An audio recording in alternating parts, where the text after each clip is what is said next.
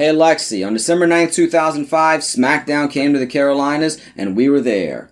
And, okay. And by we, I mean you and me, because Dylan, you weren't there. We left you home, sorry. To be fair, I don't remember being there. And you were 6 months old. You stayed with your grandparents for the night. But look, we can rectify that tonight by showing Dylan the December 9th, 2005 Smackdown and watching along with all the LexiCon verts. Yeah! Sound good? Then let's get the conversation started. Hello and welcome to LexiCon. It is Maddie. Lexi. Dylan. And as I said today, we are watching the December 9th, 2005 episode of Smackdown. If you're watching on Peacock, that is Season 7, Episode 50 of Smackdown. Lexi and I were there along with Casey and Lexi's older brother Marcus. Dylan was left behind. Yeah. Again, as we stated, you were a baby. We did the same thing to Johnny. And again, I said we're going to be watching along with all of you listening. If you're not watching along, that's okay. But if you are watching along, we're going to count down 3, 2, 1, play, and play together on play. And I think we're going to get right into this because it's the holiday season and we're excited. Hell yeah, we are. And if there's no further things to be said, without any further ado, this is going to be the December 9th, 2005 episode of Smackdown LexiCon Watch Edition in 3, 2, 1, play. I was going to say, was I ever left home so that you and whoever else could go to a wrestling show? Yes, I went to like 2 Raws when you were little. I had to know since both my siblings had at least once been left home in favor of a wrestling show. At least once. Because I want to say 2. I know we watched one of them. Yeah. Like last year, the year, maybe 2 years ago. Because I want to say 2003. Once I went in 2002 and 2003. I was older than both my siblings were, I'm pretty sure. My dad and I also went to a WWE house show on my birthday in 2002 that you didn't go to. Okay. Because let's see, oh gosh, Johnny was only a couple months old. But you've been to multiple. You've been to a WWE house show. We all went to a WWE house show in 2005 before Dylan was even born. Yeah. You've been to a TNA house show. You've been to this episode of SmackDown, and you've been to Raw. I was going to say, just by this episode alone, I would have assumed that I had been two more than Dylan had. And yeah, Dylan went to the TNA house show and to the episode of Raw in 2018 in Greensboro. Yeah, and that means Johnny hasn't been to any yet. Johnny has not been to one. Oh, we gotta take him to one day. Mm-hmm. This is 2005. This is post Attitude Era. This is really sort of on the downside of what's known as the Ruthless Aggression Era, when guys like John Cena and Batista and Randy Orton were in their ascendancy. Brock Lesnar's come and gone by this point. Kurt Angle's really on the downward slide of his WWE run. Shawn Michaels, of course, kind of missed most of kicked off the Attitude Era, but then was gone for most of it. Damn. And has come back by this point. And of course, Attitude Era mainstays like Steve Austin and The Rock and Mick Foley are all gone. Undertaker and Triple H are really the big holdovers from the Attitude Era. You see Randy Orton getting featured here in the opening during his feud with the aforementioned Undertaker. Bit weird to see a younger him. This is during the real hardcore brand split era, where every year after WrestleMania they would have a draft. Yeah. And they divide up the rosters, and they pretty much keep SmackDown and Raw as separate groups with separate storylines.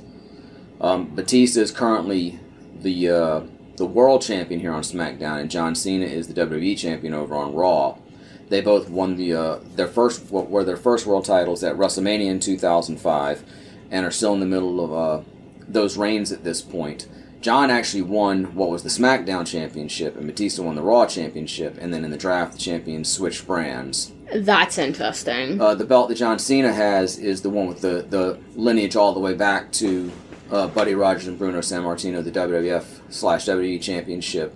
The belt that Batista has, it's made to look like the big gold belt from the NWA and the WCW days, and was given to Triple H by general manager Eric Bischoff in August or September 2003. Nice. I love how green screen some of those previous clips looked. And he was that 2000s green screen / editing style. Yeah, of course it would have been a blue screen originally. Yeah. At this point, I'm sure it was green screen. I don't know why Probably. They made the switch. I looked that up at one point, but I don't remember. Maybe because there's less green. I think so.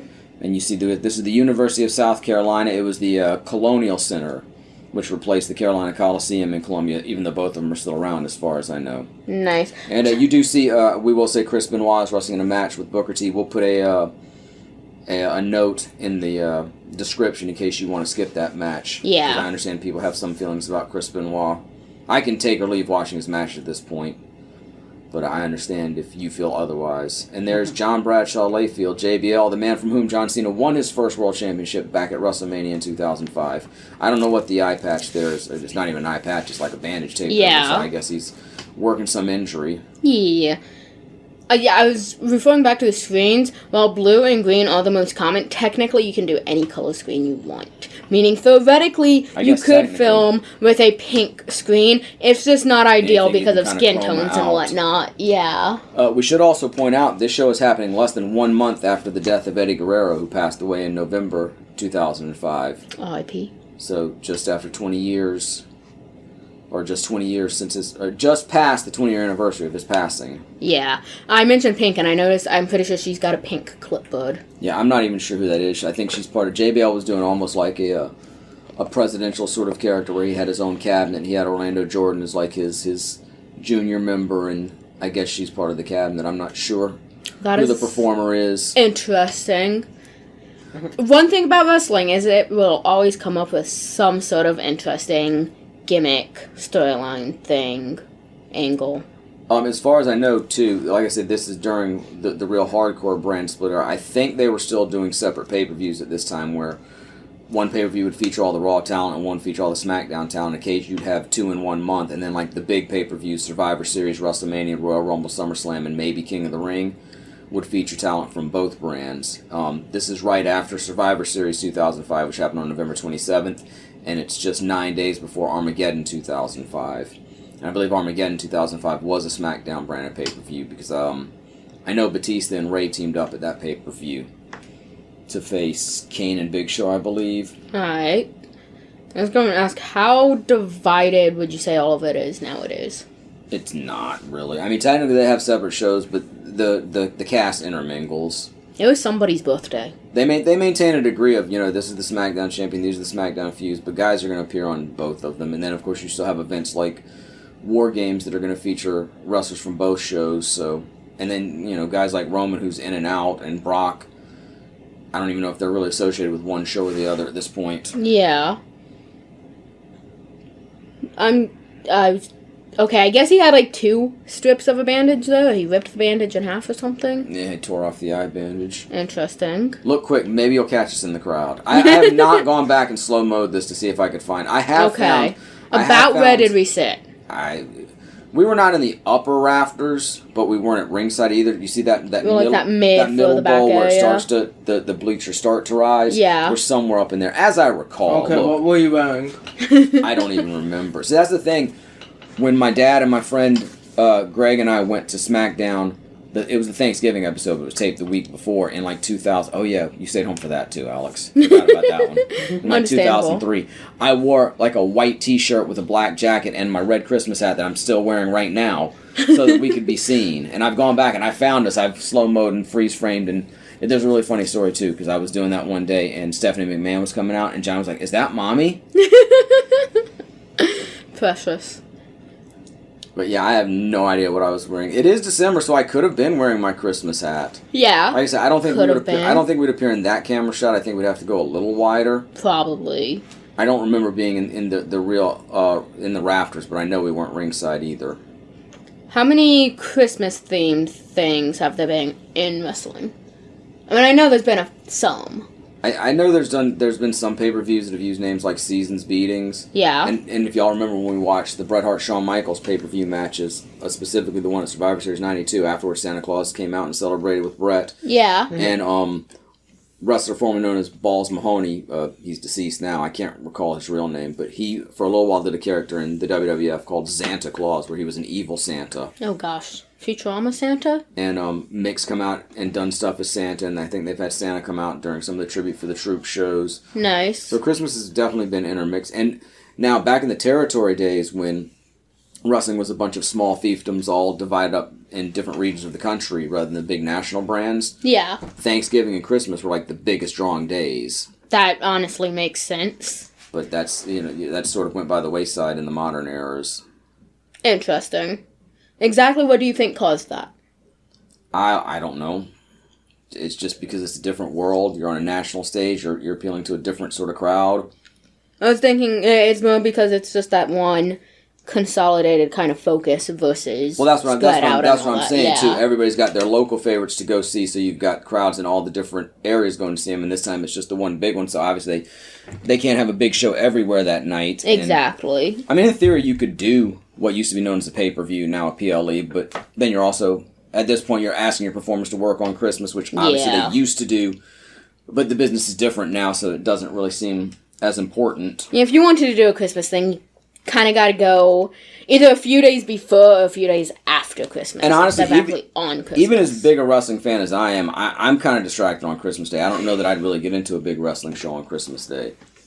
Yeah, I could kind of see it being something fun, like part of the festivities of the day. You know, you do all your big Christmas stuff, and then you take your family out for something fun that night, or turn on the TV, whatever you're doing. I always used to think, like, maybe going to the movies on Christmas night would be fun, because a lot of times you get Christmas over with during the day, and then the evening is sort of a letdown. It depends. Like, when I was a kid, we would go to my grandparents' house and spend the night on Christmas Eve, and we'd get up in the morning and do all our presents there with them, and then we'd come home, and then we'd still have some presents under the tree at home, especially ones from my other grandparents that live much further away, that they would mail to us. So we had a little more celebration home, and then you'd eat some leftover, and you'd have a good time. But a lot of times, Christmas evening is kind of a letdown. So going to the movies or something would be fun. If you had a local wrestling company, I'm sure it would be fun to see. But again, if you're talking a national touring brand, and speaking of Orlando Jordan, who I mentioned earlier there, he is interfering in the match, taking out Rey Mysterio Jr. Damn. Rey is wearing some very red outfit tonight. And here's your man. Here's Batista. He and Rey were kind of like I said, they teamed up at the pay-per-view following this, and they were sort of a unit, even though Batista is the world champion at the time. Okay. I don't remember any of this, but it's Batista. We were discussing the show earlier in the day. Him with hair? No, because I'm used to the bear version of him, and that's got hair. I believe that this was the show. Yeah, we can't confirm that for sure, but it's most likely. Considering that the other shows I went to without you would have been 2002, 2003, Batista might have made it to the main roster by then, but he really wouldn't have been doing this character, so I doubt they would have had the bear version of him. So I think it had to be around this time. I know I did bring you some souvenirs, but yeah, no, we're all pretty sure this is most likely what it was. It almost has to be, because I know we didn't get any souvenirs at the house show. So it pretty much had to be this. This is the only other show we went to around this time. Alright. I know that I still have that plushie. He keeps losing his underwear. I think he's currently wearing them, though. They're not his underwear, whatever you want to call trunks. them. Yeah. I just say underwear because that's what it's like in the double. They're in their underwear. Okay, but if they're not wearing anything underneath it, it's close enough.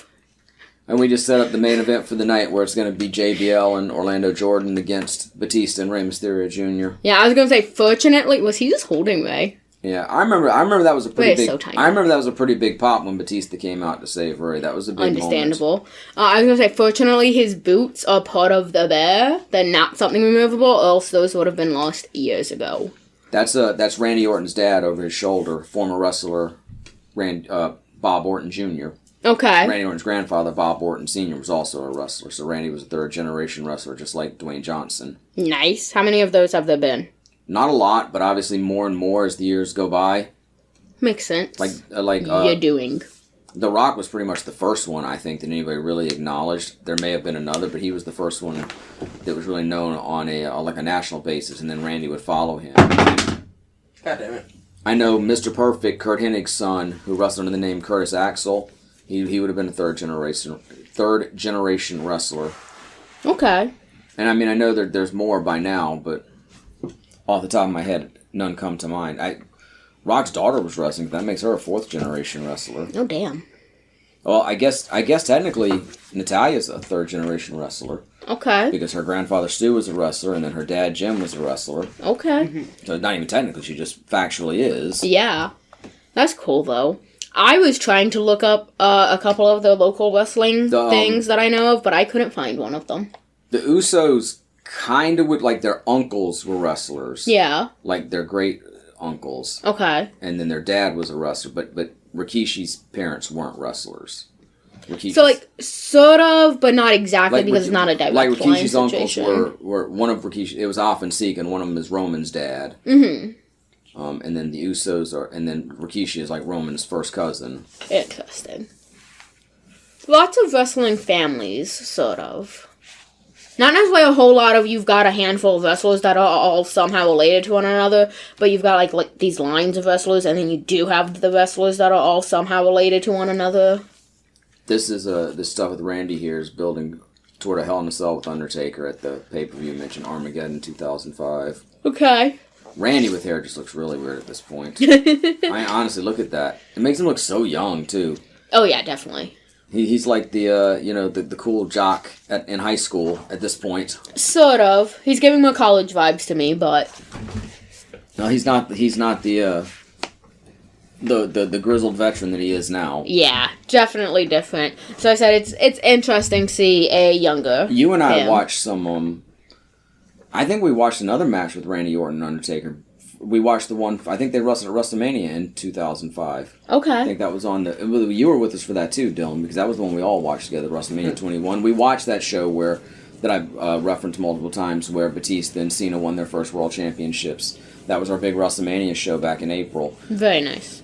But then before that, you and I watched a WrestleMania from I think 2010. When Randy Orton had the triple threat match with Ted DiBiase Jr. and Cody Rhodes. Cody Rhodes. Damn, how long has he been wrestling? Who? Cody. He was pretty new in 2010, so I don't think he'd started wrestling much earlier than that. But about 15 years-ish at this point. I'd say more than that, but more. maybe not much. Okay. What's the... You know. You gotta understand, by this point, even in 2005, I was not an every week viewer. Yeah. And my viewing would become sparser and sparser as the years would go by. So I'm not 100% sure when Cody started wrestling, but I know, obviously, he was wrestling by 2010, and I feel like he was around for a couple of years before that. Okay. What would you guess / estimate is probably about the average length somebody wrestles in WWE / WWF? Well, no, that's a loaded question, because do you mean just for the company? Because they're going to go wrestle other places, well, yeah, too. just a span within the company. It's probably short, because there's probably plenty of people who don't wrestle there that long. That's probably fair.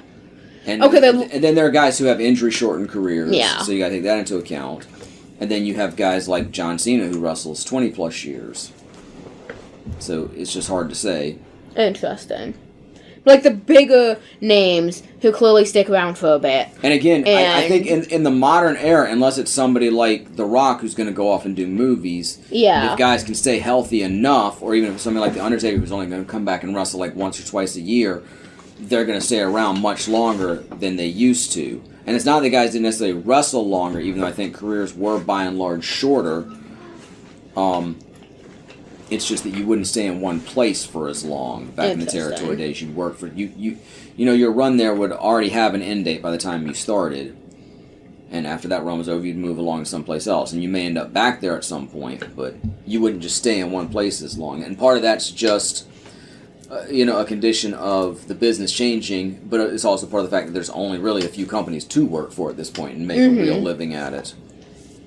Which in and of itself is a change in the business, but there's other things about the business that change too, as far as the presentation and even the way that athletes take care of themselves. Even though now they're better conditioned, they take better care of themselves, there's better medical care for them, we know more about injuries and how to handle them, but they're also taking more risks than they ever did before, so injuries are still a big issue and careers still get shortened. Is there a sport where injury isn't a major risk? Tennis, golf. You can be surprised. Okay, golf is probably fine, but no, tennis can actually have career-ending injuries. Wait, no, you didn't say is there a sport where there's never a career-ending injury. You said where it's not a major it's definitely risk. less risky than wrestling, or football, or hockey, or maybe something like that. When in tennis, they miss the ball, so they just jump over the net and stop beating the opponent with the And then when you have sports that aren't contact sports, or like baseball and basketball, where you do make contact, but the goal is not to make contact, like in something like football, you're going to have less injuries and a different variety of injuries. Of course, there's definitely serious injuries in both those sports, but it's not the same as something like football, where you're just crashing into each other at high speeds on every play. Yeah. Or something like wrestling, where you're not trying to hurt each other, but there is high impact on your body constantly. not trying to hurt each other, but you're kind of trying to at least make it look like you're so making it's gonna contact happen. with each other. It's high intensity. Yeah. You are hitting each other to a degree. Putting You're your hitting body the through mat. a lot in general. And that's not even to mention just the stress on your knees and your other joints. I don't know too much about tennis injuries, but I do know like elbow, knee, ankle. Those all common. Right, and I'm not diminishing the physical nature of tennis or any injuries that tennis players go through, and then golfers are going to suffer injuries as well. Yes. I'm just saying I think they're not quite as they risky, are lower yeah. impact sports, when it comes to injuries than some of the other major sports. What about how's it pronounced? Croquet? Yeah, I don't know. I don't know how much people are professionally playing that, but it's short form golf. And there's the five-time champion Booker T with his wife Queen Sharmell. Nice. Seen him in several things. Love Booker T. I've been a fan of Booker T since seeing his brother Stevie Ray first debuting in the Global Wrestling Federation in the early 90s when they were the Ebony Express. Wasn't he one of the main people doing that one show where they went looking for the old wrestling He was things? like the host of Treasures, in the second and third seasons. That's what But let's remember him more for his accomplishments in the ring. And that show's fine, and I like seeing some of the old footage and stuff, but it's a little gimmicky, a little manufactured, which I guess no more so than something like Pawn Stars is. Yeah. But still, some of the retconning of history, of wrestling history, kind of bugs me because the WWE wants to tell its own story, its own way. Of course. And put their own slant on it and ignore what they feel like ignoring and change the tone of some of the stories. But it is fun, and especially if you know the history, it might get frustrating, but you can watch it with an eye of, okay, well, I know that's kind of bullshit, but it's still fun to see some of the interactions and see some of the historical pieces they go looking for and to see some of the footage, too. That's always fun. Yeah, I do agree about that. This right now, Booker and Chris Benoit were apparently doing a best of 7 series for the United States Championship, which is something that originated, maybe not even originated, but the most famous version of it, at least for somebody from my generation, I want to say it was Magnum TA and Tully Blanchard in the NWA over the United States Championship. They did a best of 7 series. And then later on, during the Attitude Era in WCW, Chris Benoit and Booker T had another best of 7 series. Well, the first for them, but a second one over the television championship, and now they revived it for a third time over the United States Championship at the time. Alright. This is Eminem, Joey Mercury, Johnny Nitro, and Melina. So Melina's first name and their last names make M-N-M. Yeah. The whole little red carpet thing. Yeah. Johnny Nitro was a tough enough runner-up. He didn't win. I don't think he was the first, he didn't play second or whatever. He was on the show but didn't win. But then he's wrestled for just about every company. He'll be Johnny Nitro and Johnny Wrestling and Johnny whatever. He'll change his last name based on the company he's in. Makes sense. And Joey Mercury, I think, works behind the scenes in the WWE now, or at least did for a while. He got his face severely busted up with a ladder in a match, one of the more famous and gruesome injuries of the modern era. Interesting. It looks like currently they're the Smackdown. Or at this time, they were the SmackDown Tag Team Champions. So they were being annoying with the belts. But it reminded me of a video I saw, I think earlier today, maybe it was yesterday. Somebody was doing a custom order DIYing a wrestling belt for an American Girl doll. They were doing the Divas belt. It looks to me like they're like a sleazy version of a 90s boy band. Kinda. And I don't know, how you guys comment on this? These are the Mexicools. They're coming out on lawnmowers, like the stereotype of, having Hispanic gardeners. Okay. All very good wrestlers. They're Super Crazy, also known as Super Loco and Hysteria, is the one in the lead there. Juventud Guerrero is part of the group, and I think Psychosis is the other one. I think that's Juventud right there. I didn't get a really good look at them, I'm sorry. All, very famous luchadors, great wrestlers in their own right. 2 of them really came to prominence in this country. Psychosis had some legendary matches with Rey Mysterio Jr. and ECW originally, but then they both came to fairly high national prominence in WCW. And then Super Crazy actually wrestled for the WWE a little bit in 97, but then would have a big run in ECW in its dying days. Interesting. This seems... But I don't know. I mean, they seem to be having a good time with it, so who am I to judge? That is but true. It's a little questionable. Probably. How do you feel about that, Dill? about having the Mexican wrestlers come in on lawnmowers, like stereotypical gardeners. It does seem questionable, but if they were cool with it, if they were enjoying it, that's them. So that's Joey Mercury starting in the ring for Eminem, and that's Super Crazy. Yeah. On the Mexicool side. This is some interesting pants. I think this is actually a one-on-one match, and the teams are just at ringside with them, because I think so, too. We're building up to a tag team championship match at the pay-per-view that's coming up. In fact, let me see. Yeah, Joey Mercury and Johnny Nitro would beat Psychosis and Super Crazy in 8 minutes and 55 seconds in what Dave Meltzer from the Wrestling Observer rated a 2.5-star match. Okay. Yeah, because when Eminem were coming out, they said his 1/2 of. Yeah, even though it was all of them. Yeah. But if the ring announcer said that would make more sense than if the commentator said that. That Psychosis there with the green highlights in his hair on the outside, and Hoovy was the other one. I was going to say. Go ahead. I was going to say that guy in the black pants, not that one, the other one. He's got interesting pants. I haven't gotten a really good look at them, but there's some interesting looking design to them. Yeah, they just look kind of like tight pants. Well, they're not just like plain tight pants. See, they've got stuff to it. It almost looks like they've got some kind of straps on them. Yeah. They just look kind of like, rocker pants or something, for lack of a better term. It seems interesting. That's like okay, he doesn't have green height. He has a lime green bandana tied around his head. Something green on his head. I thought it was green tips in his hair. Understandable, honestly. Going for the Billie Eilish look long before Billie Eilish was a thing. Was she even born in 2000? I don't know. I was questioning that just now myself. I'm not sure. Well, that would make her less than 20 if she wasn't born by this point. So. Yeah, no, I do think she's 20 by now. I don't really know much about her. I'd guess she was born... I'd guess she's older than you, or at least no, I think she's younger than me, I think. Oh, wow. She might be born 2001. It could be as late as 2003. I'm going to look it up. Wow, how bad do you feel about yourself? I don't at all feel bad. The entirety of Cat's Eye is younger than me. Gabby, do you ever feel bad about yourself when you're like, man, those people are so much younger than me, and look at what they've accomplished? Oh, yeah. I'm not trying to accomplish what they're trying to accomplish. I'm 46 at this point, so there's so many people younger than me accomplishing so much, and I'm like, damn, I really messed up. And she is technically younger than me. Her birthday is December 18th, 2001. Right, Same year, so she was 3 years old at this point. Yeah, but much... And she was in the crowd! Where is Billy even from? I don't know. Me neither. She could travel. I mean, yeah. Like people can't go on vacation when they're 3?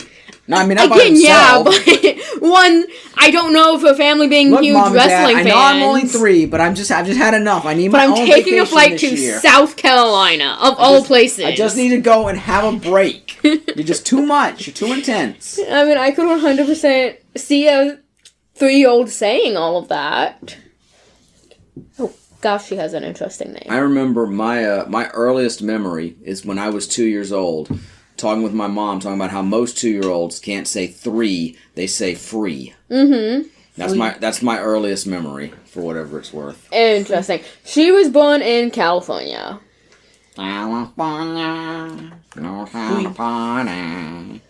She also has a very interesting name, like I just said. One of her middle names, I assume, is Pirate.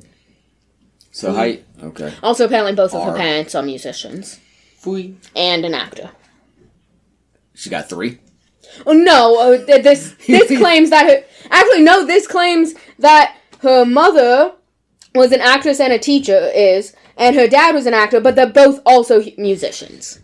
So apparently her parents are just doing several things. Big moonsault there by Super Crazy. I believe that's the finish. Nice. Yep, the bell was ringing. Water. I forgot to grab the water. And that's Juventud Guerrero. Juventud and Psychosis both used to be masked wrestlers, just like Rey Mysterio Jr., and all 3 of them lost their masks while they were in WCW. Damn. But once Rey came to WWE, he put his mask back on. Normally, you don't do that in lucha culture. Although some guys will come back with a different mask and a different persona. But of course, everybody agrees it was a mistake for WCW to take the mask off of these guys, especially off Rey.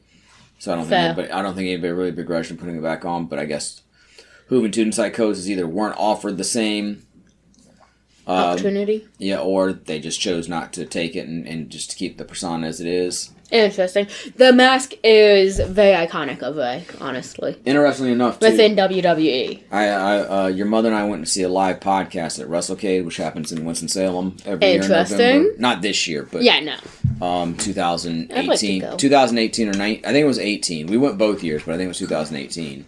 We didn't go to WrestleCade. We just went to the show. Mm-hmm. But they also have live wrestling shows there. Mm-hmm. And I think it is just wrapped up or whatever. And we saw Juventud was one of the wrestlers we saw leaving. I saw Juventud and Rob Van Dam. Nice. I want to say one other wrestler I recognize too, but I can't remember who it was now. WrestleCade brings a lot of neat wrestlers into the area for sure.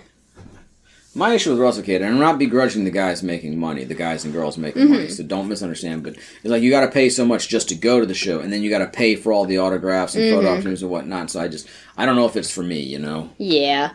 Personally, that's kind of the same at every convention. Is that Paul? I think that might be Paul London interfering there. I know, why do I always forget their names? The brothers with Gothic Baby. Matt Hardy and Jeff Hardy. Yes, those guys. I know they're usually at, like, GalaxyCon and maybe a lot of local North Carolina shows. Yeah, I would say from Cameron, North Carolina, too. Grew up doing wrestling in the Carolinas. Yeah, they're still in the Carolinas, and that's why they're always pretty local. That means Gothic Baby is local. All right, we're 30 minutes in the show so far. Yeah, I don't care about the wrestlers. I care about Gothic Baby. Not counting commercials. Who's like 5 now. We're 30 minutes. Oh, wait. There might be some silliness going on here. Randy's looking in a mirror. Hold on. There's always silliness when there's a mirror No, just involved. wait. Yeah, there could be. Undertaker could appear in the background of it or something. Wrestling companies throughout the years, especially on the national stage, have not been above this sort of supernatural chicanery. Yeah, they're... Now watch, he's going to turn around, he's not going to be there. It's one thing for him just to stand behind him, but it's like... Yeah. Oh, he's not there, supernatural... Especially the Undertaker gimmick and the Kane gimmick, and they even did it with Ultimate Warrior in WCW. Some of the supernatural stuff is a little silly. The camel sound for somebody's turning cup to of show tea. that he's not that size of... Imagine Undertaker... I was like, you could argue Undertaker just ran away. It wasn't super obvious that he was just appearing in the mirror. He could have just been playing head games with him. So I guess this is like the least questionable example of it. Because you do have a bit of an out. What year did Smackdown start? 1999. Nice. The pilot for it was April 1999. Jim Cornette and Michael Cole were on commentary, and it was named SmackDown because Rock was being heavily featured. He had just turned babyface, and then it debuted as a weekly show with the start of the fall television season that year. That would make sense. I have no idea who this guy is. Somebody, I guess he's the mouthpiece for Mr. Kennedy, or he could be the... I don't think he's the GM of SmackDown, because Teddy Long was the GM of SmackDown. We saw him earlier making the main event tag team match playa. But I'm not sure who this guy is. I guess he's the manager or the associate of... I can't tell who it is. I don't think it's... Yeah. No, I don't even have a guess who it is, honestly. I don't know who the fuck Paul McCannon is. Ray Gordy. I wonder if he's related to Terry Gordy. I have no idea who anybody. The guy in the who's been ring, on I think, camera the guy in the ring is Ray Gordy. He looks like he's just an enhancement talent or a job guy. Okay. But the last name, he could be related to the legendary Terry Bam Bam Gordy. Oh, the Boogeyman. Yep. Okay, I do remember this. All right, Dylan. I guess this is the part where you chime in. This is probably what I most remember from wrestling shows. Honestly, he looks like a He-Man figure. Maybe, but I do remember being at a show and this guy coming out and Mom saying whatever and whatnot. Yeah. So, okay, this is like the one thing I vaguely remember from going to wrestling shows. Deny it, though. He looks like a Masters of the Universe. He does look like he looks definitely exactly could be. like that. He's one of Skeletor's minions. Definitely could be. Actually, he's a fairly well-regarded performer by his peers. The thing with him is he actually tried out for Tough Enough, but he lied about his age. He was like 10 years older than he said he was. And maybe they would have taken him, maybe they wouldn't, but they claimed, we can't have you on the show now that you lied about your age. But then he would reemerge for a couple of years in the the Boogeyman persona.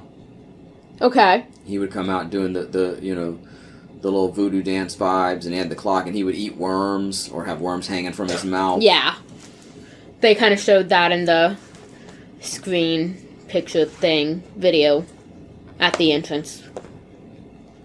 So this is the point where we're done. You're like, what the hell is wrestling? What the hell is this? Is one of the more unique creative ones. Not the only voodoo gimmick in the history of wrestling by any means. No, and it's not the worst of And also gimmicks. somewhat of a spiritual descendant of guys like Kamala the Ugandan Giant and Abdullah the Butcher. It's just an interesting and creative gimmick. Debatably. Relatively. He just pulled the worms out of his pocket. There you go, There Dylan. it is. Oh, okay. That's... It's got Darth Maul paint going on. Yeah, very much so. That's all I'm seeing when we're getting the close-up shots is just Darth Maul in the wrestling ring. He's a jacked dude. He's in good shape. I mean, I don't know. I don't have much to say about his wrestling because he was doing this character and there wasn't, a lot to the wrestling. It was more about putting the character over. So I don't really know how good of a wrestler he really was. But, I mean, he seems like he can move in the ring. He can pull off the moves. Oh, there's worms falling onto the mat. Well, it's not the worst thing they've had in a mat, honestly. Oh, he just put them all over him. Oh, God.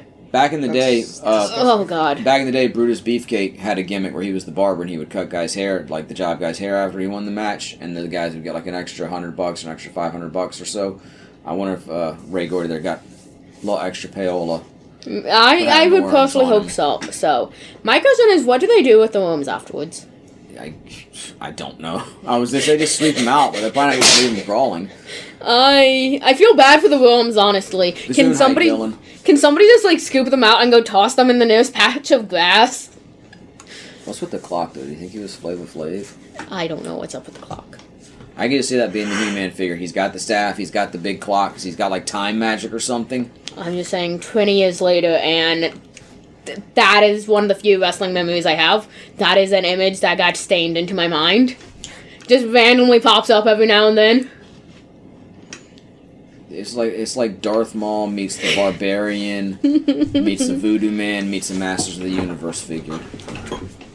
It's also interesting... Some big worms, Oh, too. yeah, definitely. Of course, I don't have... Those aren't your, average backyard worms. Yeah. Not where I live, anyway. Yeah. I want to breed worms. I hear that Okay.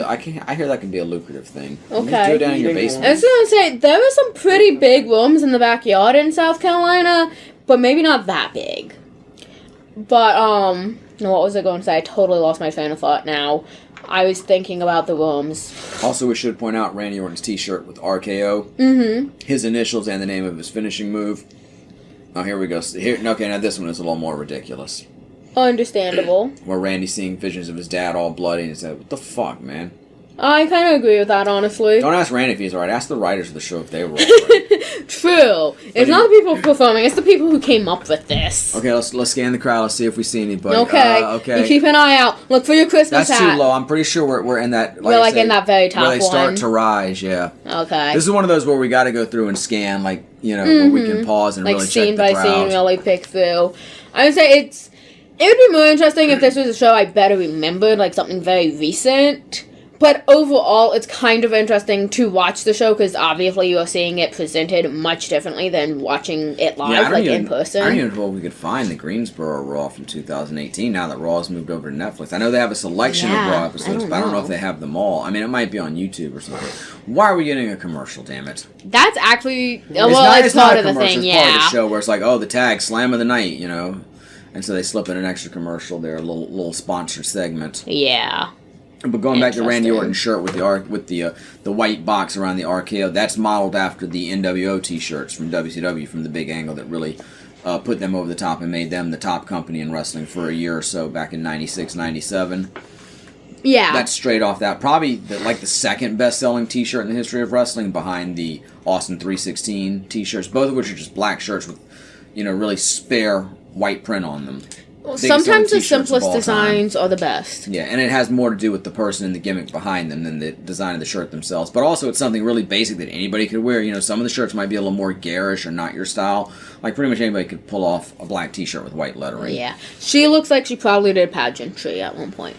That's the gimmick. I think this is after Booker T won the King of the Ring, and a lot of guys would take the King of the Ring moniker over the top and announce themselves as king and come out with the cape and the crown. Yeah. And, if you're a king, you need a queen, so...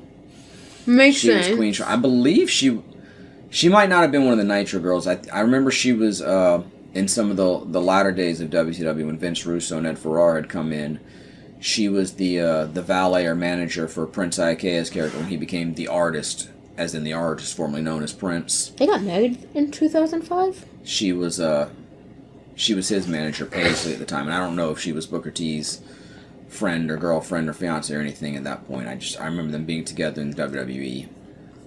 I happened to look them up, and I saw the marriage 2005, or married 2005. See, if we really want to get on camera, we should have brought a sign. This is. There's not as many signs here as there were during the Attitude Era, but this is definitely still an era where there were a lot of signs. Like, you don't see that many signs nowadays. I was watching Raw the other night, or no, it wasn't Raw, it was Survivor Series. And they had, like, one sign in the crowd. Back in the Attitude Era, it was just a sea of poster board.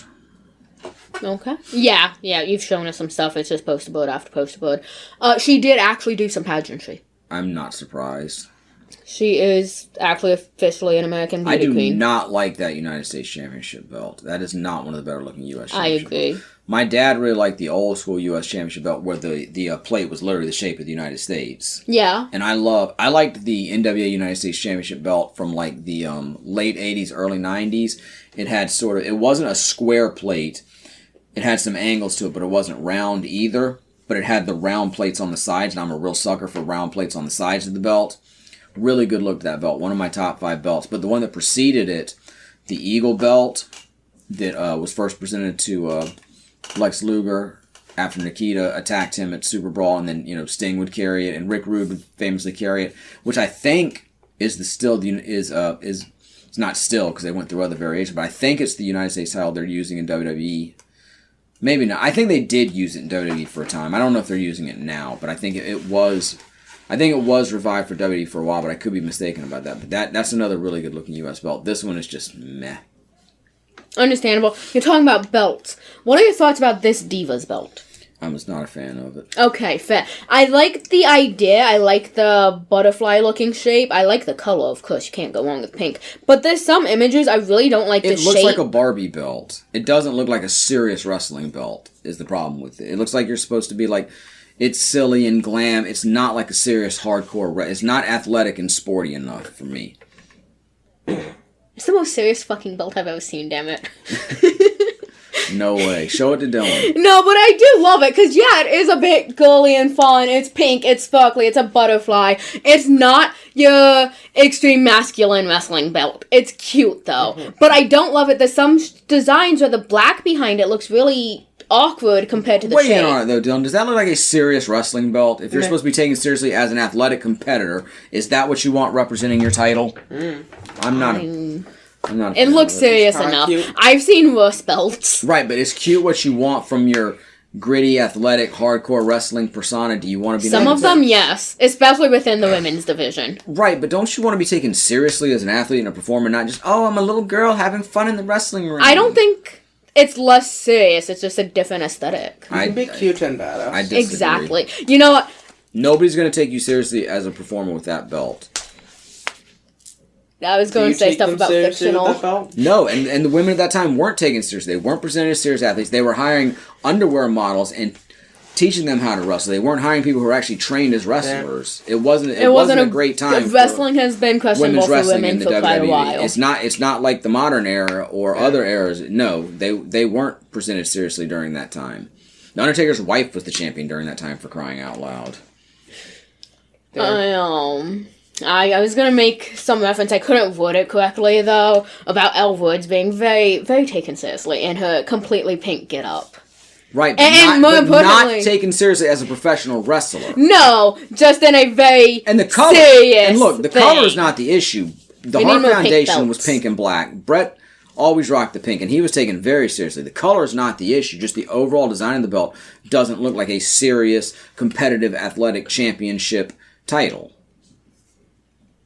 When it comes to wrestling belts, though, I think I've shared this before, but I should do it again since we're talking wrestling. My all-time favorite wrestling belts, number one is the ECW Television Championship circa 1998, which was a complete ripoff of the famous Winged Eagle Championship, but it looked a little, it wasn't shiny gold, it was more like a silver, like a little more tarnished metal, and it had the circular plates on the side, which I say I'm a sucker for in a belt. My second favorite is the actual Winged Eagle WWF World Championship. First used in, I want to say, 88, and really remembered around the waist of guys like Shawn Michaels and Bret Hart, which of course is made my favorite era of WWF champions. Number three is the United States Tag Team Championships from I guess they started in Jim Crockett Promotions and then into WCW, which Jim Crockett Promotion would become.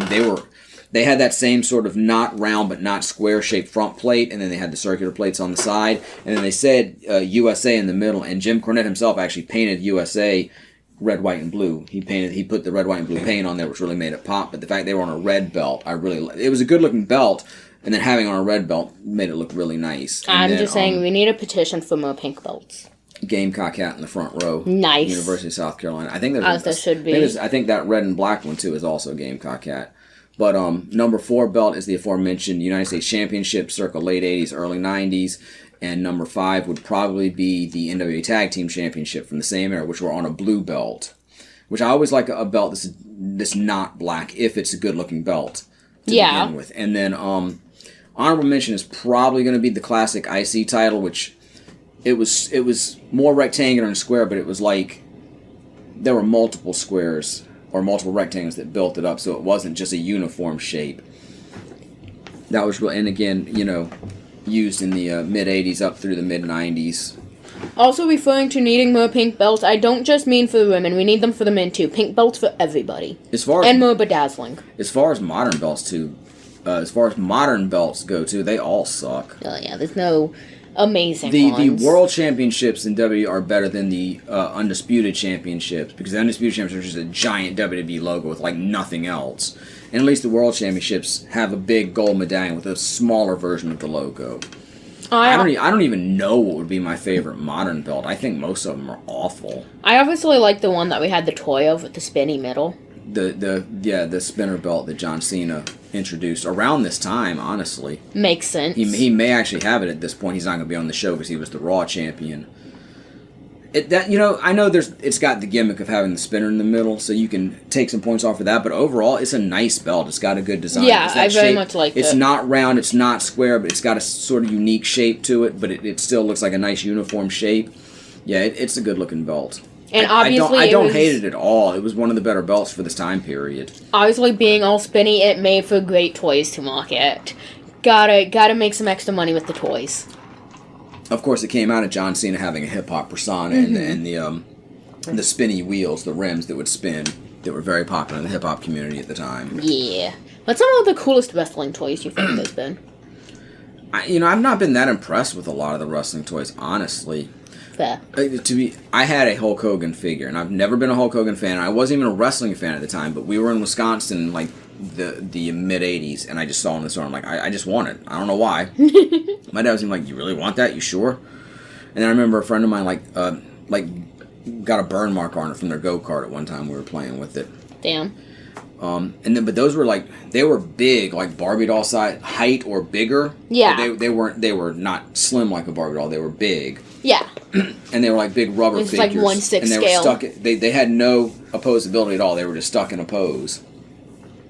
And then later WWF would have the LJN figures, which would have some movement, but it would be a specific movement, like their arms would raise up and snap down and do like a slam or something. Yeah. Or they could spring up. And they looked like the characters they were portraying as far as they were painted like them and they had their look, but they weren't all to scale. They were all about the same size and they all had this sort of cartoony build. Then WCW had Galoob figures in like late 90, early 91, and they looked fantastic. They looked just like the wrestlers. But they had the same issue as the big WWF figures, and they didn't move. They were in a single pose. I feel like if you're going to make a wrestling toy, it needs to be able to move. But I still love them because, I was a bigger WCW fan than WWF fan at the time. So I got to get WCW figures from my favorite company with all my favorite wrestlers, Bret Hart notwithstanding at the time.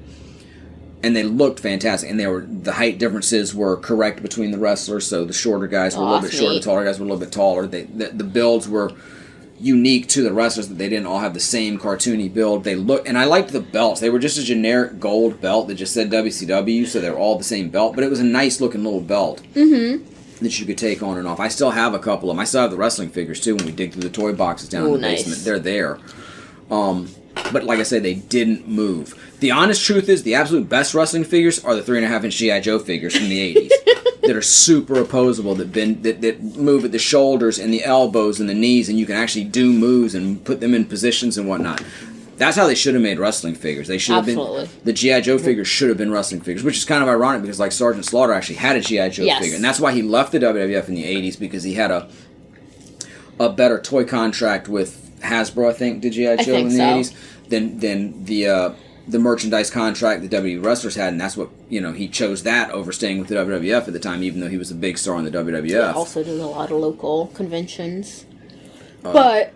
I was going to say, answering the whole toy question, I completely agree when it comes to the articulation. My favorite is, of course, the Superstar dolls that Mattel did at whatever point. However, I need them to do them again because, one, I need a Rhea Ripley, and two, we still need the custom bodies because we want the muscles and everything, but they need to do a made-to-move style body because they had more articulation than your standard basic 5 points of articulation Barbie, but they had it where you could only pose them so much. Very limited compared to a made-to-move. They have made-to-move bodies. They need to use them so you can actually make wrestling poses. And again, I need a Rhea Ripley, so I need them to do it again. Of course, I did have one of the dolls from that line. I still have her. Yeah, the aforementioned Natalia. Yep. I kind of stole her sparkly silver dress, though, to put on a Taylor Swift doll. Lots of folks are also nostalgic for the wrestling buddies, which are like plushies or pillows of the wrestlers. They were probably about 2 feet tall. Bigger than Batista. About 2 feet tall. Fairly flat because they were more like a pillow, but they looked like the wrestler. Yeah. And you could wrestle with them if you wanted to, or just they could be your plush buddy. I never had one because it was a little before my real big wrestling fandom. I really got into wrestling in 1990. Yeah. I think they were bigger in the late 80s, and again, they were also a WWF thing. And I liked the WWF, but I liked WCW better. And by like 1990, I was not probably going to be into having a plush for myself. Yeah. And if I wanted to wrestle something, the couch cushions or my pillows were a little bit bigger. Fine. If you weren't going to wrestle with your friends. Like, we would wrestle each other, but we'd also, like, we were tag teaming against somebody else, we'd wrestle with the cushions. Did you and Vampy wrestle? Not really. Okay.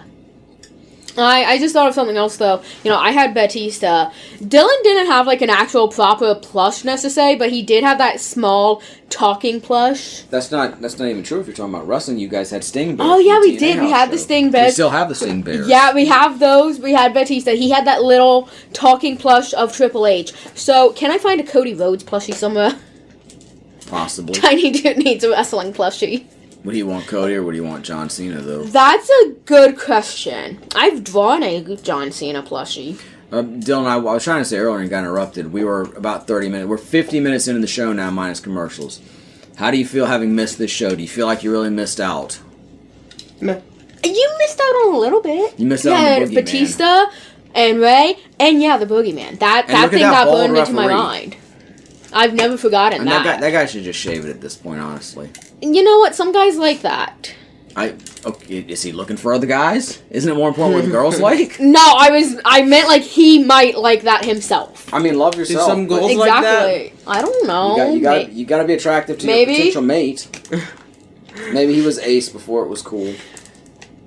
I don't even know what referee that is. I don't recognize him, so I apologize. I know multiple men who have balding patches, but don't bother shaving the sides and back that haven't gone bald. Skill issue. Wow.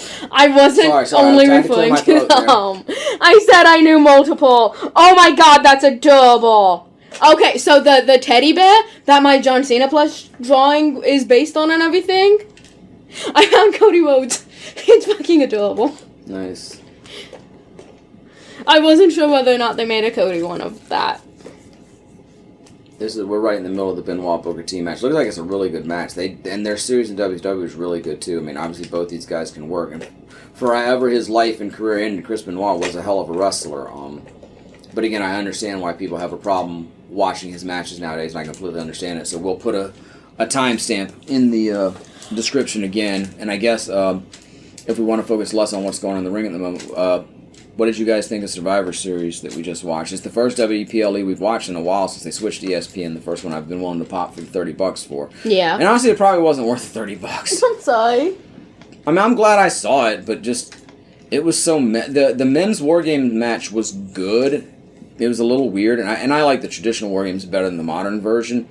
But this one was fine. It had a lot of good moments, but it was just it had such an abrupt, anticlimactic ending, and the fact they still haven't even revealed who the guy in the black mask and black sweatsuit was who essentially ended the match And like Roman was supposed to be this big answer for Brock, and Roman gets taken out right away. When Brock comes out of the cage after they've spent half the show saying, if you leave the cage, you forfeit the match for your team. Yeah. A rule they never had to mention because it was never relevant ever in the past of War Games, but they took the time to mention it and then had a guy immediately break the rule. Makes sense. That's probably the entire reason why they mentioned it. Also, the teddy bear is out of stock. That's so ridiculously stupid. If you're just going to break it, don't even bother mentioning it. There was no need for it. And then Roman, he did get his moment in the spotlight. He got the nugs and got to take some people out. Everybody kind of had their flash in the match, and Cody and Punk did some cool double team moves. They did the Heart Foundation finishing with the Heart Attack. They did the Doomsday Device and almost broke Braun Breaker's neck doing it, unfortunately. Damn. And I mean, maybe Braun Breaker winning was the right move. It kind of makes sense the heels maybe needed the win, but War Games, even though it was like the Horsemen's match, and in the 90s especially, they only did one match in the 90s, honestly. The second one they did, they lost the NWO. In that case, the heels won. A lot of times the heels would get the advantage and would win War Games, but then War Games is the kind of match where you would want to end a feud with it, and so you'd want the baby faces to win to have a good moment. So I'm not really sure who should have won in this case. I just think the match could have been more exciting and more intense. It could have had a more climactic finish than it did. And the women's match might have been more enjoyable, but it also felt lighter, like there wasn't as much to it. Yeah. Like, okay, I mean, I know some of it's been built up if you've been watching the TV shows, but at this point, why even watch the TV? I don't even know what the point of wrestling TV shows are, except to justify the TV rights fees they get. It's not even TV for half of them, it's streaming, but it's like, the TV shows in wrestling used to be basically infomercials for the live shows, to get people to come out and see the shows at the arenas and pay money there, and that's where wrestling companies made their money.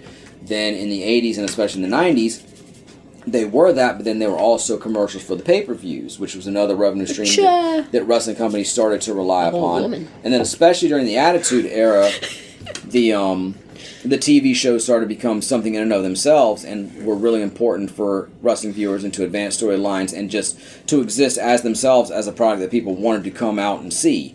And nowadays, like, nothing really happens on the shows. There's a bunch of talk and a few inconsequential matches. The PLEs, the former pay-per-views, they have like 4 or 5 matches. Usually they're pretty good. Sometimes they're not. And most of the time they're just like whatever as far as their impact and their importance. There's no house shows basically anymore. So it's sort of like the tulip trade in the Netherlands back in the day where everybody was into tulips and there was hot commodity that everybody was trading until everybody realized nobody was collecting them anymore. They were just trading them between themselves. Everybody was just speculators. And so the market completely died. I think wrestling is going to become that. It's like it's just existing to exist. There's no real point to it. So, I don't know. That's my take on modern wrestling. That just seems to be a constant thing that just goes in and out throughout everything. But as far as Survivor Series, it was a fine show. It was nothing special, but nothing bad either. But the booking was weird. Like, I kind of felt like John Cena had to lose to Dominic, because why, give Dominic a rematch in his hometown just to have him lose? What good is that going to do? But why even book it to set it up that way in the first place, where you have to have John Cena get this? I thought maybe we'd get, like, Ray versus Dominic, with Ray coming back, and they could have a match together in their hometown. I agree, that would have been good. And then, they could have gotten the belt back on Dom at some other point, or John could drop it to Gunther, which I'm assuming John's going to lose his final match, too, against Gunther, because what good does it do anybody for Gunther to lose to John Cena? Yeah. I mean, but don't even get me started on the whole John Cena retirement booking. That whole thing has been a disaster. He's like, the match he and Cody had at SummerSlam was good. The match he had with AJ, I haven't seen yet, but I heard was really good. And like everything else has been what? Like, what was the point of Brock coming back just to destroy Cena and Cena never to get his comeback on that? Exactly. Like, it would have made so much sense. I understand why John maybe didn't want to be in the War Games to risk injury in such an intense cage match, but then again, considering what they did in the match, I don't think he would have gotten hurt in that. They didn't really do that much that was all that violent or, potentially injurious, other than the Doomsday Device that Cody and Punk did on Braun. Yeah. And that could have happened in any match, really. Mm-hmm. And I mean, it would have made so much sense for Cena to be in that match, get the pin on Brock, he'd get his win back, but it'd be in a multi-man match, so it wouldn't even hurt Brock if they wanted to protect him. And it would have made that easily the most star-studded War Games of all time. As it was, it's potentially that. But it definitely would have been if you'd put Cena in there. As it was, we got to see Cena lose his last PLE match. We're probably going to see him lose his last match ever. Kind of sad. Kind of don't want to see him go out like that. And I mean, I know The Rock coming back and sticking his nose in, and maybe, I don't even know what the truth is on that whole deal. Because I've heard that, he wanted Cody to turn, and then John said, maybe I'll do it. or I've heard some people claim John Cena turn heel was the plan all along. But whatever, it was bad the way they did it. And if they were going to do it, they probably could have done it better. But I don't think they should have done it at all. And I know you can't necessarily account for, an unknown factor like The Rock coming in and changing things at the last minute.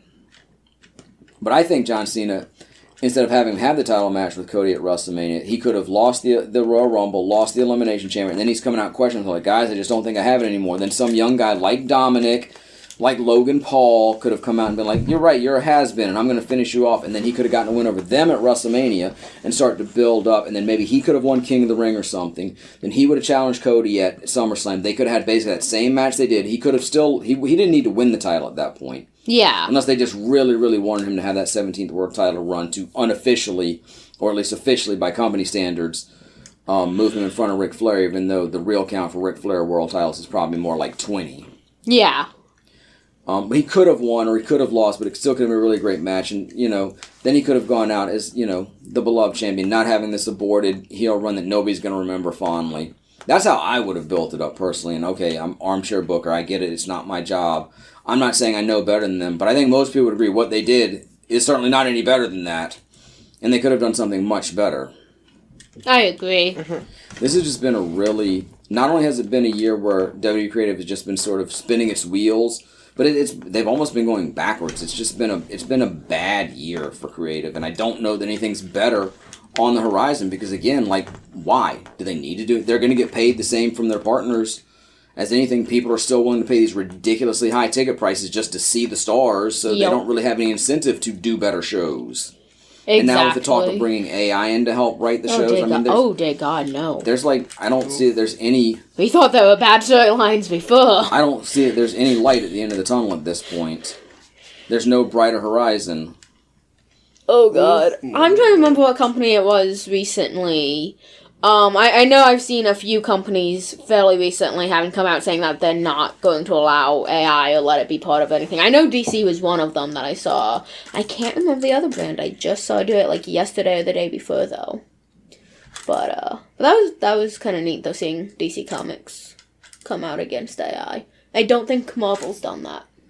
Couple of hard-hitting pros here in the ring, William Regal and Bobby Lashley. Actually, technically, Disney has used AI for Marvel stuff, but still. They have. The intro for Secret Wars was done by AI. Exactly. Which, I could almost defend because it kind of fit the theme of the show, but at the same time, I don't think you should encourage AI in any medium whatsoever. I agree. And anytime you use AI, all you're doing is helping it learn, so you're still going to be part of the problem. Exactly. So part of the problem with I discourage any use of AI whatsoever. There's the whole problem of just AI in general and training it and all that. But then you have the problem of generative AI stealing from artists and everything. And then you also have the potential environmental problems with AI, because I've actually heard it's really bad for the environment to use it. Yeah. So, there's a lot of things bad with AI. And that's unfortunately, I was telling Gabby about this the other day, how, The Sims, there's, practically no competition to it, and everything's getting delayed or canceled. And there was one that had potential called Enzoy, but then it was revealed that it had AI, and it ended up flopping.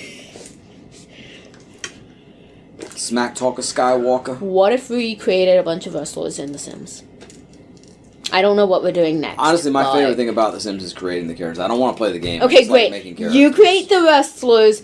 I'm gonna find some my problem crazy is mods to recreate real people, and I'm gonna get real picky about it. It's not right. I can't get it exactly like them. Get it close enough. Then I'll be disappointed.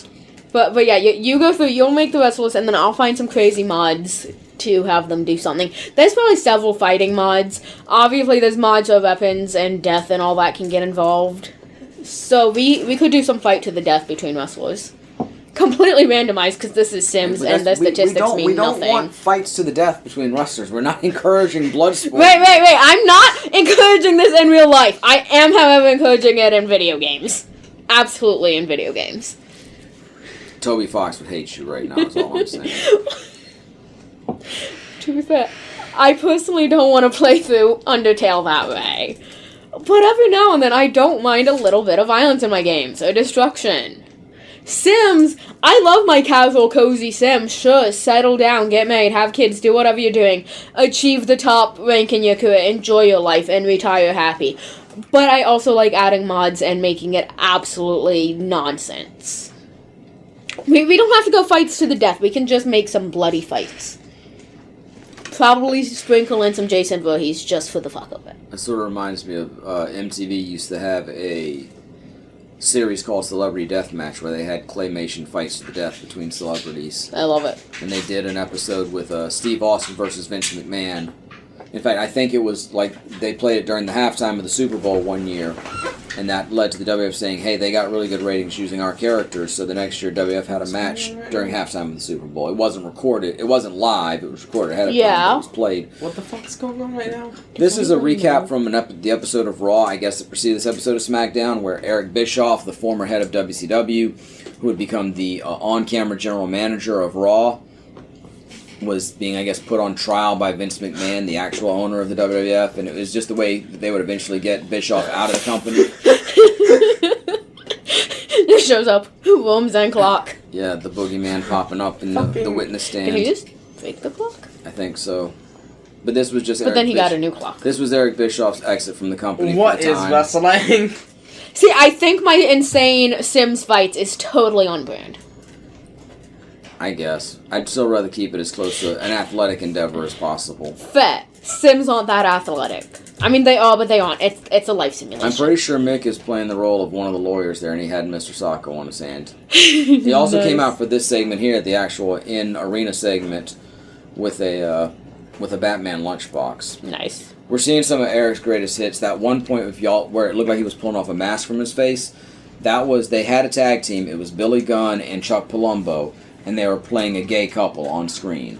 Okay. And they actually went so far as to they were going to have an actual on-screen wedding between the two of them. Okay. And they had this old man officiator, and they started acting nervous and like, wait a minute, this was supposed to be just a bit. We're not really into this. What's going on? And it turns out Eric Bischoff was the officiator, and nobody thought it was Bischoff, and he pulled off, it was great, the reveal of the mask, and then he had his guys come out and attack them and trash the place. Yeah.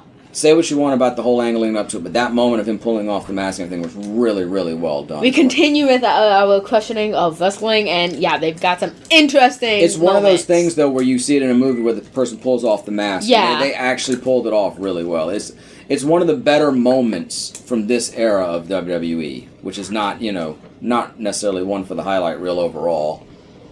It ain't no Attitude Era. And to be fair, the Attitude Era is the time where we saw Mae Young give birth to a hand. Exactly. But Wrestling still, is fucking weird. there was so much fantastic stuff during the Attitude Era. I know there was some bad stuff. There's bitch in every era. This era right here, too, is also the Katie Vick era, where Triple H was feuding with Kane. And I hate to even relive it, but I feel like I should bring it up. To me, the worst angle ever in wrestling. And it wasn't supposed to be actual film footage. It was clearly supposed to be Triple H mocking Kane. But he showed a video where Triple H dressed up as Kane and pretended to fuck his dead girlfriend in the funeral home. And then at the end, he even pulled something and said, look, I just fucked her brains out, and threw something at the camera. I immediately stopped watching Raw and did not watch Raw for months after that. I was so I don't offended blame by you it. for that. And it's like, I know, they weren't even pretending it was supposed to be a real video. It was clearly supposed to be the heel Triple H mocking the babyface Kane, but it was still in such poor taste. I absolutely hate it. And this is that era. So I still feel like you had worse stuff during this era than the Attitude Era, and the good stuff during this era wasn't as good as the good stuff during the Attitude Era. I mean, you had occasional really great stuff, like, again, for all his issues in real life, and for the fact that I completely understand why people hate him now and do not want to watch his matches. The Triple H, and I'm not talking about Triple H, the Triple H Shawn Michaels, but you feel how you want to feel about Triple H too, but the Triple H Shawn Michaels Chris Benoit main event at WrestleMania 2004, Shawn Michaels and Kurt Angle at WrestleMania 2005. There was some fantastic wrestling at this time. Eddie Guerrero and Brock Lesnar, and Eddie Guerrero's whole world title reign, some of the matches he and Ray had at the time. There was a lot of really great stuff going on, but there also wasn't a ton of great stuff, and the bad stuff was like really bad. Not necessarily just taste-wise, but some of it was bad taste-wise, and some of it was just bad, and just like, why do I want to watch this? Yeah, okay, so of the different eras, not bad, not like that, but just which era do you think has had the weirdest thing? Not something bad, just weird. The stuff in this era is pretty weird. I mean, again, it's all a matter of perspective and your personal taste. There's weird stuff in the 80s, too, like Ronnie Garvin dressing up as Miss Atlanta Lively, and, ambushing Flair in a hotel room when Flair thinks he's going to be there for a date. There's always weird shit in wrestling, don't get me wrong. And the Attitude Era had its share of weird shit. Like I said, the aforementioned hand birth and Mark Henry getting a blowjob from a transvestite. No, I don't want to say this wrong. I don't know if it was supposed to be a transsexual person or just a transvestite, like a guy dressed up as a girl. Okay. I think the term tranny was used. Okay. Maybe not. Maybe I think he just said, he's a she. Or no, she's a he. Okay. So there's always tasteless stuff. There's always weird shit. But this era was... And I mean, again, this is not far from the pay-per-view where Vince McMahon and Shane McMahon tag teamed against Shawn Michaels and God. And they actually had a spotlight come down to the ring for God to be Shawn's tag team partner. And again, it wasn't really presented as God. It was really tagging with him. It was about Vince mocking his rival Shawn because he knew Shawn was religious. But at the same time, it's still questionable. Yeah. And I'm not religious. I'm atheistic as can be. And I still found it offensive. It's so stupid. Stupid more than offensive. Exactly. It's just like, really? This is what we're doing? They've definitely made some questions. Offensive, not morally, offensive not to my spirituality or anything else, but just offensive as a wrestling fan. Like, I don't want to see this stupid shit. Like, I don't mind the little nonsense, but come on, really? There's a line, and they have a habit of crossing it. We're talking about this stuff now, and they're re-showing the Mexicools, the Mexican wrestlers coming out on lawnmowers. I mean, hold this up against anything in the Attitude Era. I don't think the Attitude Era fares any worse than this. Wrestling is weird, man. It really can be. They can make some really weird choices and definitely some really And this is when Undertaker started wearing that stupid fucking hat, too. Why don't you like his hat? That hat? Yeah. It's fucking ridiculous. I'm fine with his hat. His old hat was a lot cooler. I'm not sure the Undertaker has ever had a look that I wasn't fine with. I liked...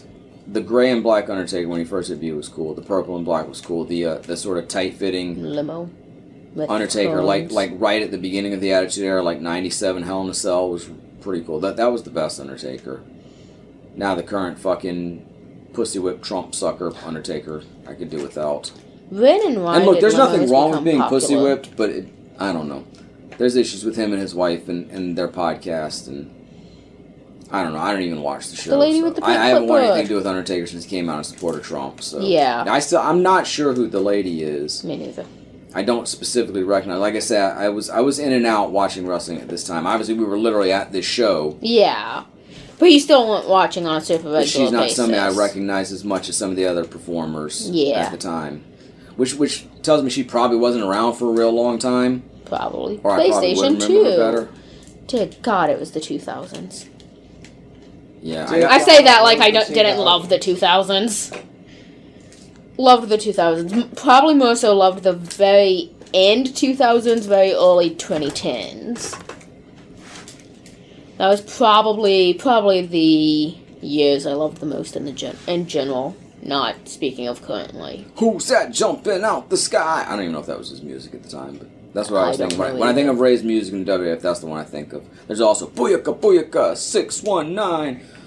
That spring entrance he did there where he would pop up and jump when it came up. That was great. Somebody had That's Ray. That's not Batista. No, somebody had a big sign saying Batista. Did it say Batista? No. Okay. Ray is cool. Now, that sign said Rey Mysterio. Yes, I know that Batista was not coming out in a mask and everything. Oh, that would have been so cool if he had a mask. Ray gotta be one of my favorite wrestlers. You think so? Fair. Yeah. I have a Rey Mysterio. No, I don't have an official Rey Mysterio. Like I didn't get one from Ray at a show. I just have a replica that I bought just so we could do a 2-second joke on a YouTube video. Would Ray be your favorite wrestler nowadays, or one of them? Maybe not my favorite, but definitely up there. Nice. I don't know who's my favorite. I don't watch wrestling enough on that. I would say Batista's still my favorite. Obviously, he's not doesn't really wrestle still. anymore. Yeah, he's not still active. He had his retirement match in like 2018. Overall, I know he doesn't wrestle anymore. I'm saying overall, just every wrestler ever, Batista is still my favorite. Right, he's your all-time favorite. Exactly. He's not your current favorite. Exactly. No, Rhea's probably my favorite currently. I don't even think I have a current favorite wrestler, to be honest with you. Okay.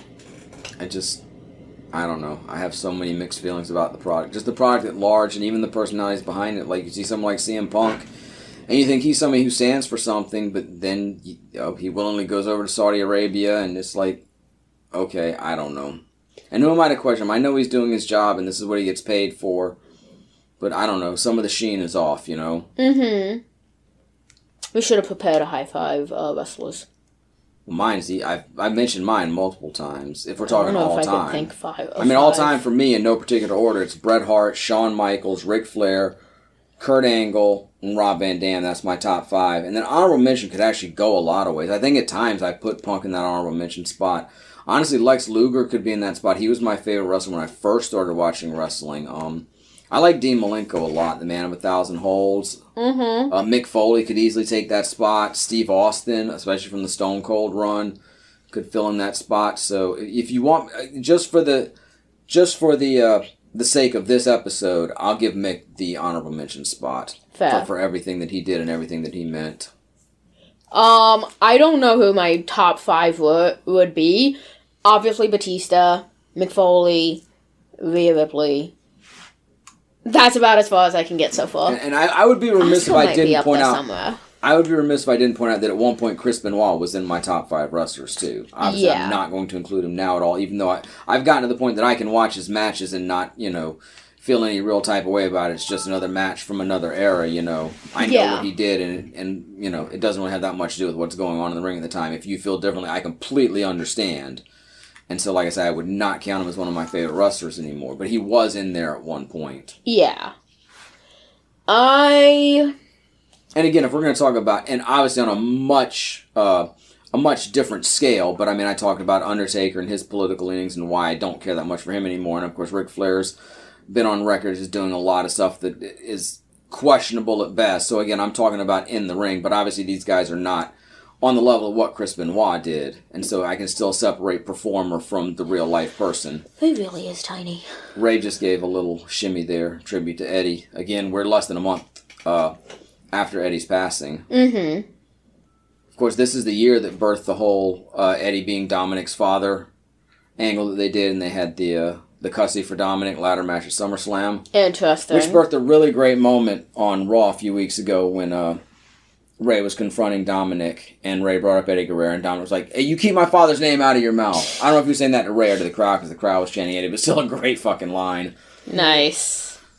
Dominic might be my favorite wrestler right now. He's incredible. He's turned into something fantastic. I'm not a Dominic I fan. absolutely love Dominic. And he's a heel, and I get that. And I'm fine looking at him as a heel and booing him if I was at the arena or whatever, but I so appreciate his skills and his performance. He is so good and so far away from what he was just a few years ago when he started. It's like, yeah, he's competent, but he doesn't like he's somebody who's ever really going to get over big time, and he's just incredible. He's one of the top guys in the business. I was going to say, I will say, like, on a technical, I can't think of the correct word, but in a technical sense, yeah, he's great. He's great at doing what he's doing and all of that. Yeah, you respect him as a performer. If you exactly. What he's trying to deliver, but just viscerally as a fan, you don't want to like him. I don't like it, but that's successful. That's what he wants. Which is honestly that's what he's antithetical to crowds in general, because he's getting as many cheers as boos from crowds. Like nowadays, nobody wants to boo anybody. There are no heels in wrestling anymore. Fans just want to cheer everybody. The fans just want to cheer for stars. Literally, the only person that gets booed anymore is Logan Paul, and that's because he's a douchebag in real life. And the ironic thing is somehow WWE doesn't get the memo. Well, the ironic thing is, if fans really wanted to send a message they don't like him, they should just shut the fuck up when he comes out. Just be absolutely silent. Because if y'all are booing him,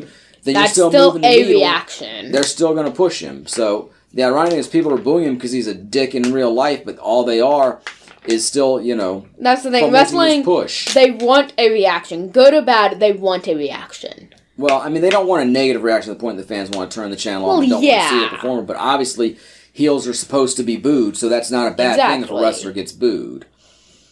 I'm not saying, like, they want a reaction so bad that, you're tuning out. But they work with the negative reactions, such as the booing and whatnot. They're like, okay, that one's a heel. It's interesting. I've been opening some card packs from 1991 Pro Set. One of my all-time favorite football card sets, even though it's massively overproduced and not really worth much at this point, being part of what's known as the junk wax era. And even at the time, it was not one of the higher dollar sets, but some of the rookie cards were worth a fair bit. Mm-hmm. But both at the time and for nostalgic purposes, absolutely loved the set. Bradshaw, his rookie card is in that set. Actually, he was part of the World Football League, which is an actual separate set from Pro Set, but they had a whole World League set. Lady slapped away. Anyway, and his football card is amongst that. See if he gets his rookie card. I haven't gotten it out of the pack yet. I've been opening them slowly. I actually bought the World League set, so I have his rookie card. Just because I always used to love when wrestlers were football players and I could get a football card of them. I thought that was so cool. I would say that does sound like it'd be really neat. There were wrestling into cards, and both there of have been them. wrestling card sets, but the idea of, like, you know, I have, like, a Wahoo McDaniel football card, one of the all-time wrestlers. 360. And there's, you know, I've been looking a little bit to see if there's any Roman Reigns football cards, because he did play a little pro football. He did? Yeah. I did not know this. Joe Anoa'i is his real name, but I don't think there's. I don't know if he ever actually made a team. Yeah. For the regular season, of course, Goldberg was on the Falcons and actually was ended up with the Panthers for a while. I don't think he actually. I did not know. I don't that think he either. ever made it to the regular season. It's one of those ironic where he was too injured to play football, but he was able to be a pro wrestler. So how far did The Rock make it with football? He never played in the NFL. He was played in the Canadian Football League. So there could be a Canadian Football League card. I don't know how much those exist. I don't personally have any. And I don't know how much. I don't know that. Damn it! I already ordered your Christmas presents. Just need to find a lot of wrestling football cards, specifically that. I want to say Rey Mysterio is the one that actually retired Bradshaw. I remember they did an angle where Bradshaw came out and, you know, if I lose this match, I'm going to retire. I think it was at WrestleMania in maybe 2010. And Ray beat him, like, super quick, and it's like, it was a shocker. Ray like, kicked ass, like always. I could have the time wrong, I could have the wrestler wrong, but I'm almost positive it was Ray that beat him in the match. I'm pretty sure it was a quick match, and I want to say it was right around 2010. Maybe not 2010. Dude, Ray or Triple H? Nowadays, Ray, honestly. Okay, fair. Fuck Triple H. Have they ever had a match together? Triple H, another Trump sucker on the President's Fitness Council. Ugh. A guy so roided up, he almost died from a heart attack a few years ago and can't wrestle anymore. But yeah, he's going to help make America healthy again. Did Triple H and Ray ever have a match? It's possible. Okay. They never had a real program that I know of. Mm-hmm. But again, wasn't a day-to-day watcher at this point. What about Batista and McFoley? No. They had a match at WrestleMania 2000. It was Ric Flair, Batista, and Randy Orton when they were part of the group Evolution in a handicap match against Rock and Mick Foley. Okay. That's the only That Batista. might be interesting. That's the only Batista. And again, Mick was retired. That's the closest thing at that point. Mick was retired at that point, was only coming back for, you know, a program here and there. He definitely would wrestle multiple times after that, and he would wrestle fairly regularly for TNA, you know, around 2010, but he was technically retired by that point, so he wasn't an every week performer. Yeah. Okay, what if, scrap the Sims idea from earlier, cats. We just get a lot of cats, somehow dress them up as wrestlers, and just put them in a ring and let them do their thing. We're not encouraging cat fighting. We're just putting them in a ring and letting them be cats. No, the funny thing about that is anytime the girls would fight in ECW, Joey Styles would scream, "Cat fight! Oh, Cat fight!" God. Cats the musical. No. Wrestling. Wrestling Cats the musical. The only, saying catfight and whatnot, that just makes me think of the moments that I don't like in wrestling when it's between the women, and it doesn't feel like wrestling, it just feels like they're slapping and pulling each other's hair. It's like, wait, can you do a wrestling move now, please? I mean, a hair beel is a common move in women's wrestling where you take the hair and you, like, swing them over. I do get it. And A lot of them have long hair. You should use it. To be fair, the guys pull hair too. Exactly. I'm just saying, like, there are moments where it's not like the whole match. You just have a solid chunk of time where there's not a whole lot of wrestling moves going on, and it's just slapping and hair pulling, and nothing major. It's like, yeah, okay, they've got long hair, pull it, use it, that's fine, but can you do a bit more, please?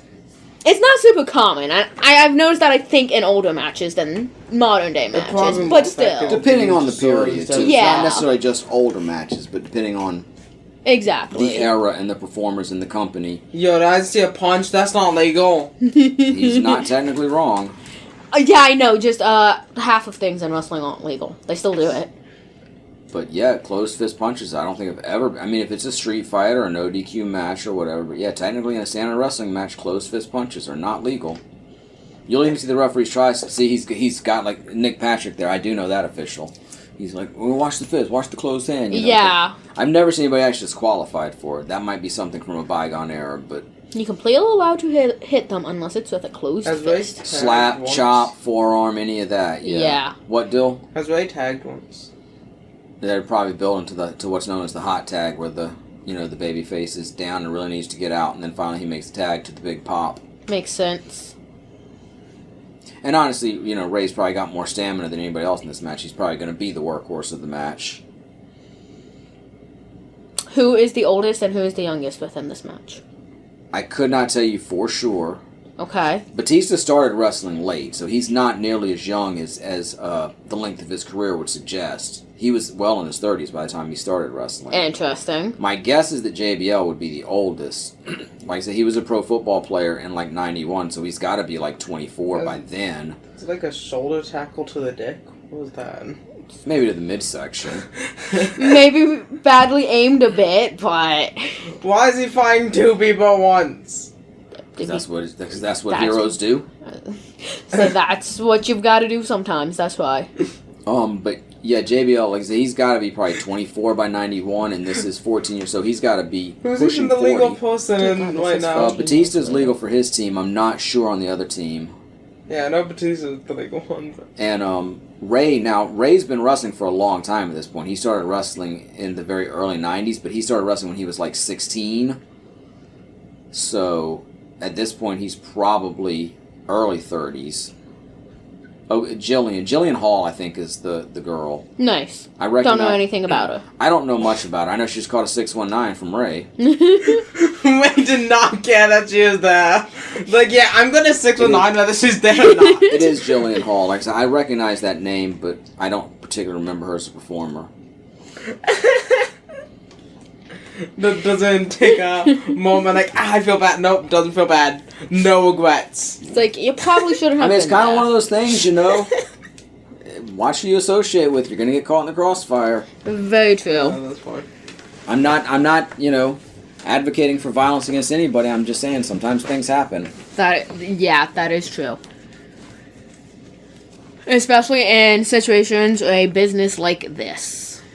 I mean, literally the whole point is some form of technical fighting, so lots of physical activity. Oh, everybody on the other team gets a 6. Oh, yeah. Nice. And then a spine buster. That's awesome.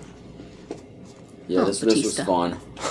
He's so tiny. Because he's tiny. It's so much like a dad and his kid.